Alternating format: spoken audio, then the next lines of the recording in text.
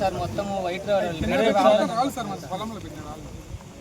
Drone అది camera drone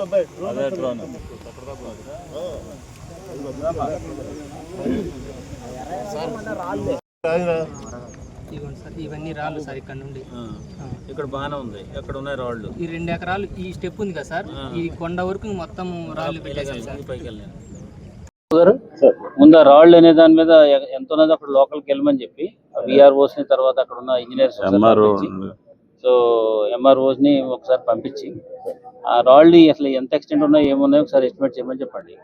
first of all అంటే దాన్ని ఒక సైడ్కి ఇది సైడ్ అక్కడికి వెళ్ళి బహుశా వాళ్ళు గండి కొట్టిన ప్రాంతం నుంచి వీళ్ళ భూమికి ఇంకా చాలా విడుతుంది, మధ్యలో చాలా ఉంది చూసాను. దీంట్లో ఆ గ్యాప్ అట్లా పైన చేసేస్తామా లేకపోతే ఎట్లా అనేది ఒకసారి చూసుకుని అది అయిన తర్వాత చేస్తే అప్పుడు మనము రైతులకి ఎలా ఇద్దాము ఏంటనేది మనం ఆలోచించాం. ప్రస్తుతానికి అయితే చేస్తున్నాం. ఇది కూడా మళ్ళీ ఇంకా టైం ఎక్కువ తీసుకోవచ్చు. రేపు పొద్దునకల్లా పంపించి చేయించున్నాం. 1 లక్ష రూపాయలు పెట్టాము సార్ మొత్తం నర్సరీలో నారు కొనుక్కొచ్చి. సరే ఆ పొలం పోయినా రాళ్ళు కింద పడకుండా ఉంటే మేము మామూలు సాగు చేసుకునేవాళ్ళం సార్. చేద్దామని నేను వచ్చాను. అర్థమైందా? Don't worry. Thank you sir.